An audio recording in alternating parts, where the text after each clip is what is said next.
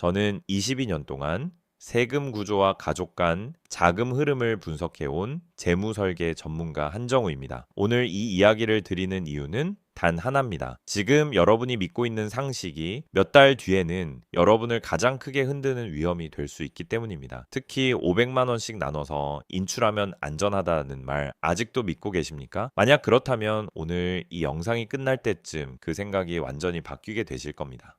요즘 은행에서 큰돈을 찾으실 때 괜히 눈치 보이신 적 있으시죠? 내가 뭔가 잘못하고 있는 건 아닌지 괜히 불안해지신 적 있으실 겁니다. 그런데 분명히 말씀드립니다. 그 불안은 여러분의 잘못이 아닙니다. 잘못된 정보가 만들어낸 착각일 뿐입니다. 전주에 사시는 66세 신동욱님 이야기를 먼저 들려드리겠습니다. 손주가 결혼을 앞두고 전세 자금이 필요했습니다. 총 2,800만 원이 필요했죠. 그런데 주변에서 1천만 원 이상 인출하면 위험하다는 말을 들으셨습니다. 그래서 굉장히 신중하게 움직이셨습니다. 900만 원씩 3번, 날짜도 다르게, 심지어 은행 지점도 나눠서 인출하셨습니다. 본인은 정말 조심했다고 생각하셨습니다. 그런데 몇 달 뒤 예상치 못한 일이 벌어졌습니다. 자녀 계좌로 들어간 자금 흐름을 확인하는 과정에서 그 인출 패턴이 문제로 지적된 겁니다. 900만 원씩 반복된 인출이 의도적인 분할 거래로 보인다는 것이었습니다. 그제야 놀라서 저를 찾아오셨습니다. 나는 조심했는데 왜 더 불리해졌냐는 그 말씀이 아직도 잊히지 않습니다. 이 이야기는 절대 특별한 사례가 아닙니다. 지금 이 영상을 보고 계신 여러분에게도 충분히 일어날 수 있는 일입니다. 더 무서운 건 본인은 법을 지키려고 노력했다라고 생각하는데 오히려 그 행동이 더 의심을 받는 상황이 된다는 점입니다. 혹시 여러분도 지금 금액만 나누면 안전하다고 생각하고 계셨습니까? 그렇다면 지금부터 생각을 완전히 바꾸셔야 합니다.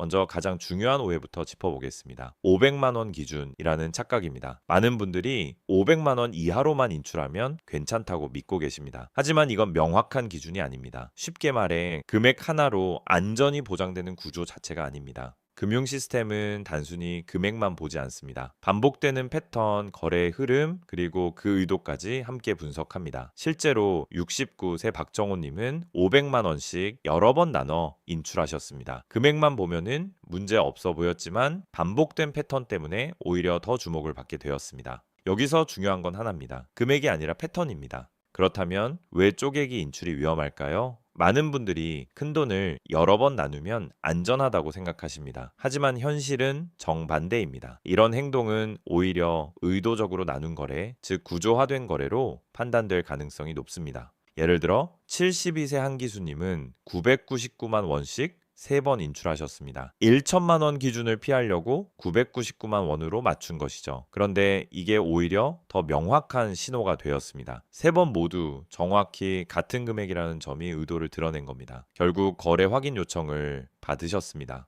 여기서 꼭 기억하셔야 할 점이 있습니다. 은행은 개별 거래만 보는 것이 아니라 전체 흐름을 봅니다. 심지어 여러 은행을 나눠서 인출해도 소용이 없습니다. 데이터는 종합적으로 분석됩니다. 이쯤에서 한번 스스로에게 질문해 보십시오. 나는 지금 안전하다고 믿는 방식으로 움직이고 있는가? 만약 그렇다면 그 방식이 오히려 가장 위험할 수 있습니다. 이제 또 하나 중요한 부분을 말씀드리겠습니다. 바로 현금의 함정입니다. 많은 분들이 현금이 편하다고 생각하십니다. 기록도 남지 않고 수수료도 없고 간단하니까 좋다고 생각하시죠. 하지만 이 편함이 나중에는 가장 큰 문제가 됩니다. 현금은 사용처를 증명하기가 매우 어렵습니다. 나중에 자금 출처를 확인하는 과정에서는 흐름과 증빙이 핵심입니다. 그런데 현금은 이 두 가지가 모두 약합니다. 65세 이광수님 사례를 보겠습니다. 2년 동안 매달 현금으로 자녀를 도와주셨습니다. 생활비 명목이었죠. 그런데 나중에 이 돈이 어디에 쓰였는지 설명해 달라는 상황이 되었습니다. 영수증도 없고 기록도 없으니 설명할 방법이 없었습니다. 결국 굉장히 곤란한 상황에 놓이셨습니다.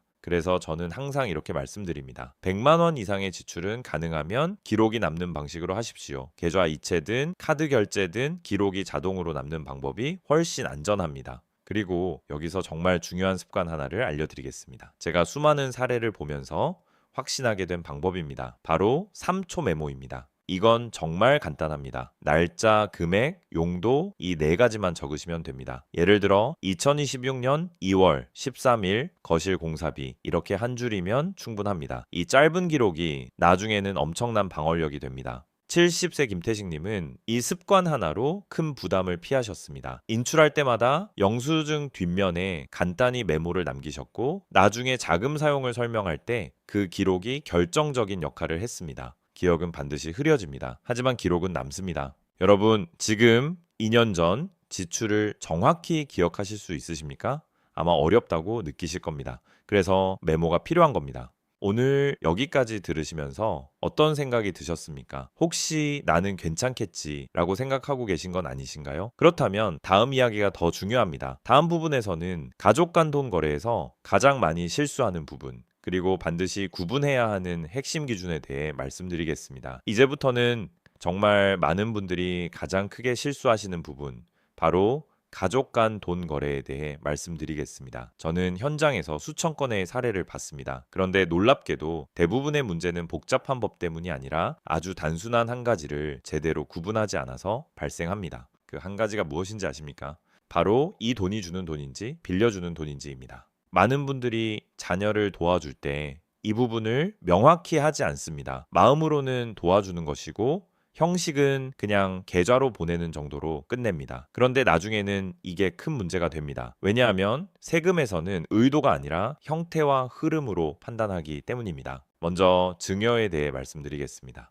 자녀에게 돈을 그냥 주는 경우입니다. 이 경우는 일정 금액까지는 세금이 없습니다. 부모가 성인 자녀에게 10년 동안 5천만 원까지는 증여세가 부과되지 않습니다. 이 범위를 활용하면은 세금 부담 없이 충분히 도와줄 수 있습니다. 그런데 문제는 이 범위를 모르거나 애매하게 돈을 주는 경우입니다. 예를 들어 이건 그냥 도와주는 거야 라고 생각하고 보내지만 기록상으로는 명확하지 않으면 나중에 전부 증여로 판단될 수 있습니다. 그리고 공제 한도를 초과하면 그 순간부터 세금 부담이 발생합니다. 그래서 저는 항상 이렇게 말씀드립니다. 증여라면 처음부터 증여로 정리하십시오. 금액을 계산하고 필요하면 신고까지 하십시오. 신고를 하면 오히려 마음이 편해집니다. 나중에 문제가 될 가능성이 거의 없어지기 때문입니다. 이제 차용, 즉 빌려주는 경우를 말씀드리겠습니다. 많은 분들이 여기서 가장 큰 실수를 합니다. 차용증만 작성하면 끝이라고 생각하십니다. 하지만 절대 그렇지 않습니다. 차용으로 인정받기 위해서는 실제 흐름이 있어야 합니다. 71세 오명철님 사례를 보겠습니다. 자녀에게 목돈을 빌려주시면서 차용증을 정확하게 작성하셨습니다. 그리고 매달 정해진 날짜 이자를 계좌로 받으셨습니다. 금액은 크지 않았지만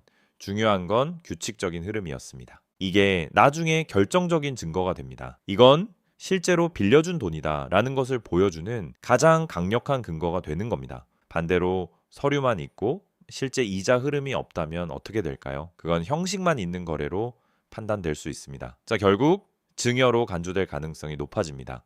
여기서 꼭 기억하셔야 합니다. 형식이 아니라 실질입니다. 돈이 어떻게 움직였는지가 가장 중요합니다. 혹시 여러분은 자녀에게 돈을 주실 때 이 부분을 명확히 구분하고 계십니까? 아니면 그냥 계좌 이체로 보내고 끝내고 계십니까? 이제 또 하나 매우 중요한 부분을 말씀드리겠습니다. 바로 상속 전에 발생하는 현금 인출입니다. 이 부분은 특히 조심하셔야 합니다. 사망 전 일정 기간 동안 큰 금액의 현금 인출이 발생하면은 그 돈의 사용처를 설명해야 하는 상황이 생길 수 있습니다. 상속 과정에서는 자금 흐름을 매우 엄격하게 확인합니다. 여기서 문제가 되는 것은 현금입니다. 계좌로 남아있는 돈은 흐름이 보입니다. 하지만 현금은 어디로 갔는지 알기 어렵습니다. 그래서 소명 부담이 훨씬 커집니다. 실제로 여러 사례에서 사망 전 몇 개월 동안 현금 인출이 많았는데 사용처를 제대로 설명하지 못해 부담이 커진 경우들이 있습니다. 반대로 평소에 기록을 잘 남겨둔 분들은 훨씬 수월하게 상황을 정리하셨습니다. 여기서 제가 드리고 싶은 말씀은 단 하나입니다. 급하게 움직이지 마십시오. 특히 큰 돈을 현금으로 급하게 빼는 행동은 오히려 위험을 키울 수 있습니다. 지금 부모님 계좌에서 최근 큰 금액이 현금으로 빠져나간 적이 있으십니까? 있다면 지금부터라도 정리를 시작하셔야 합니다. 이제부터는 오늘부터 바로 바꿔야 할 행동들을 구체적으로 정리해 드리겠습니다. 이 부분은 정말 중요합니다. 하나씩 천천히 따라오시면 됩니다. 첫째, 쪼개기 대신 한 번에 처리하는 습관을 가지셔야 합니다. 이미 말씀드렸지만 나누는 순간 패턴이 됩니다. 그리고 그 패턴은 자동으로 탐지됩니다. 차라리 한 번에 인출하시고 목적을 한 문장으로 정리해 두십시오. 예를 들어 자녀 전세금 지원 이렇게 간단하게 적어 두시면 충분합니다.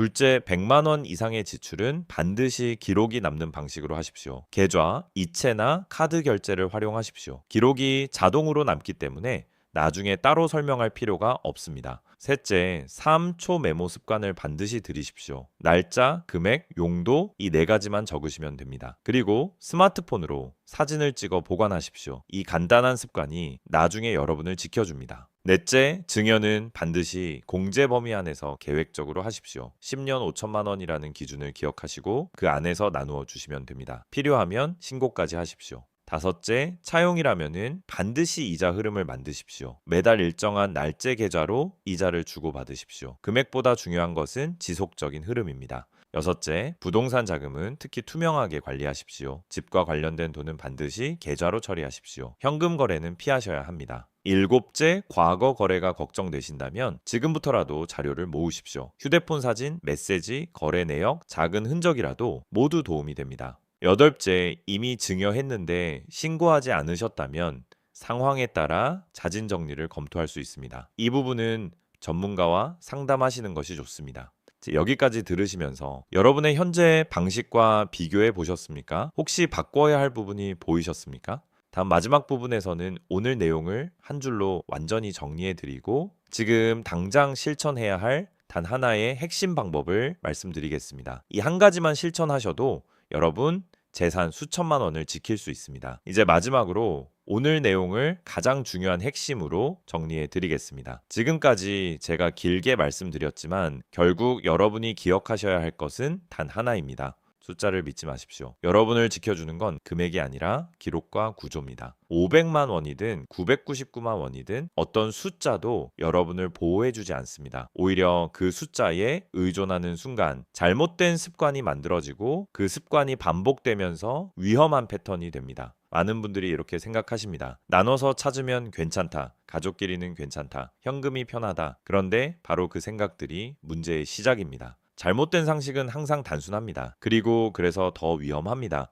반대로 올바른 관리 방식은 명확합니다. 한 번에 처리하고 반드시 기록을 남기고 가족 간동 거래는 성격을 분명하게 구분하는 것입니다. 증여면 증여, 차용이면 차용으로 처음부터 정리해야 합니다. 여기서 한번 생각해 보십시오. 만약 지금처럼 잘못된 방식으로 계속 관리한다면 어떤 일이 벌어질까요? 세금 부담이 생길 수 있습니다. 금액에 따라 수백만 원에서 많게는 수천만 원까지도 부담이 커질 수 있습니다. 그리고 더 힘든 건 조사 과정에서의 스트레스입니다. 서류를 준비하고 설명하고 소명하는 과정 자체가 굉장히 큰 부담이 됩니다. 특히 나이가 들수록 이런 과정은 더 힘들게 느껴집니다. 기억은 흐려지고 자료는 부족하고 설명은 점점 어려워집니다. 반대로 제대로 관리하면 어떨까요? 자녀를 도와주면서도 마음이 편합니다. 나중에 상속 과정에서도 가족 간의 불필요한 오해나 갈등이 줄어듭니다. 기록이 명확하기 때문에 서로 의심할 필요도 없고 세금 문제로 부담이 커질 일도 없습니다.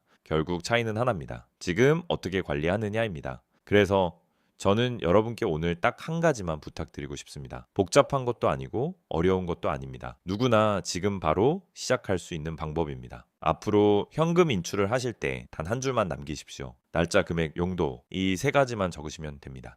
예를 들어 2026년 3월 5일 300만 원 자녀 생활비 지원 이렇게 한 줄이면 충분합니다. 이걸 영수증 뒷면에 적으시고 스마트폰으로 사진을 찍어서 보관하십시오. 이건 10초면 끝나는 일입니다. 하지만 20초가 나중에는 수천만 원을 지켜주는 방패가 됩니다. 기억은 반드시 사라집니다. 하지만 기록은 여러분을 대신해서 말해줍니다. 혹시 지금까지 나는 괜찮겠지 라고 생각하고 계셨다면 오늘부터는 그 생각을 바꾸셔야 합니다. 위험은 멀리 있는 것이 아니라 우리가 아무 생각 없이 반복하는 습관 속에 숨어 있습니다. 오늘 영상에서 말씀드린 내용을 한 줄로 다시 정리해 드리겠습니다. 금액이 아니라 기록과 구조가 여러분의 자산을 지킵니다. 이 원칙 하나만 기억하셔도 앞으로 훨씬 안전하게 자산을 관리하실 수 있습니다. 다음 영상에서는 가족에게 돈을 줄 때 공제 범위를 활용해서 세금 부담 없이 가장 안전하게 도와주는 방법을 더 자세하게 설명해 드리겠습니다. 많은 분들이 궁금해하시는 증여세 없이 도와주는 현실적인 방법을 구체적으로 알려드릴 예정입니다. 그리고 한 가지 여쭤보고 싶습니다. 여러분은 자녀에게 돈을 도와주신 경험이 있으십니까? 그때 어떤 방식으로 하셨습니까? 댓글로 한 줄만 남겨주시면은 다음 영상에서 더 도움이 되는 내용으로 찾아뵙겠습니다. 오늘도 끝까지 함께 해주셔서 감사합니다. 다음 영상에서 뵙겠습니다.